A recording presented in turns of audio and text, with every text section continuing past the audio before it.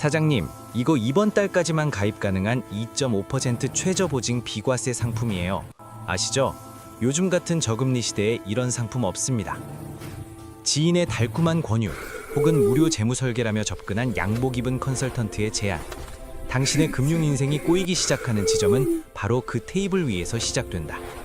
그들은 항상 안전, 노후 보장, 비과세라는 세 가지 마약 같은 키워드로 당신의 편도체를 자극한다.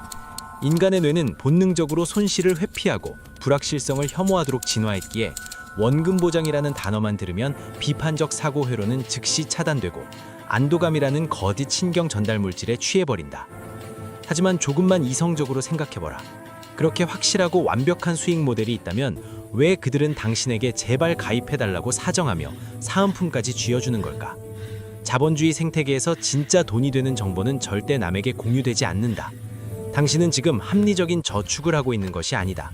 핏 같은 현금 흐름을 수십 년간 꺼낼 수 없는 콘크리트 감옥에 가두는 노예 계약서에 스스로 웃으며 서명하고 있는 것이다.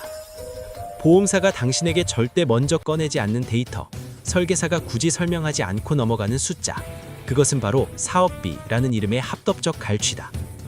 당신이 매달 툭땀 흘려 번 돈 50만 원을 납입하면 그 돈이 전액 적립되어 복리로 굴러간다고 믿는가? 천만의 말씀이다. 보험사는 계약 체결 비용, 설계사 수당, 회사 운영비라는 명목으로 납입금의 10%에서 많게는 15%를 먼저 떼어간다.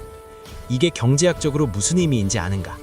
당신은 출발선에 서기도 전에 이미 자산의 10%를 잃고 수익률 마이너스 10%라는 치명적인 페널티를 안고 레이스를 시작하는 것이다.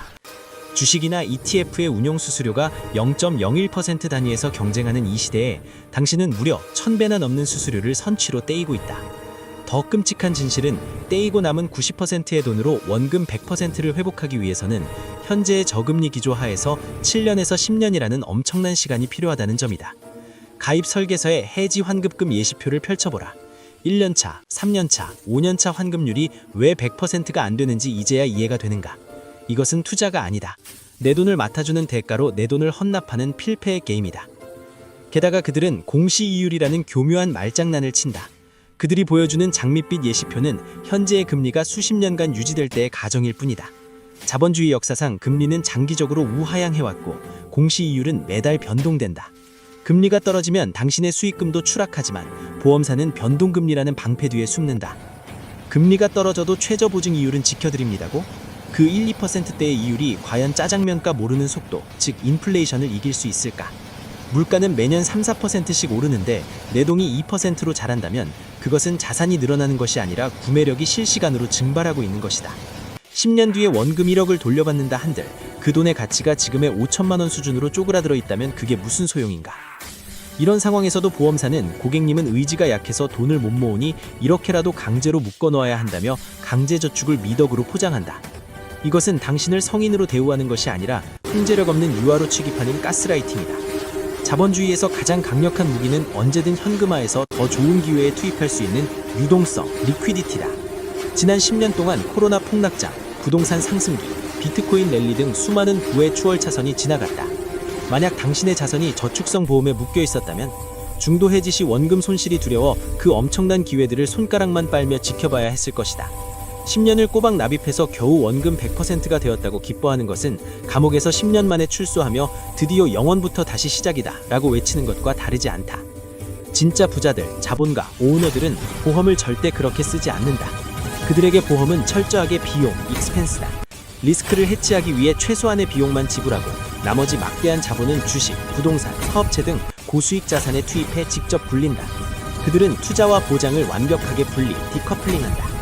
반면 가난한 노동자, 웨이지들은 보장도 받고 저축도 된다는 하이브리드 상술에 속아 월급의 20, 30%를 보험사에 갖다 바친다. 당신이 보험증권이라는 종이 쪼가리에 집착할 때 자본가들은 당신이 낸 돈으로 미국의 우량기업 지분을 사모으고 있다. 그렇다면 해법은 무엇인가? 월가의 불문율, BTID가 그 답이다. 보장은 월 3, 4만 원짜리 순수 보장형 정기보험으로 때우고 그 차액을 디퍼런스를 직접 투자하라. 보험사 임원들의 골프 비용을 대주는 대신 자본주의의 정점인 미국 S&P 500이나 나스닥 ETF로 자동이체 경로를 수정하라. 백테스팅 결과 저축성 보험이 20년 뒤에 겨우 원금의 1.3배를 돌파해줄 때 시장 지수에 투자된 자본은 복리의 마법으로 4배에서 6배 이상 폭발했다. 이것은 마법이 아니라 수학이다.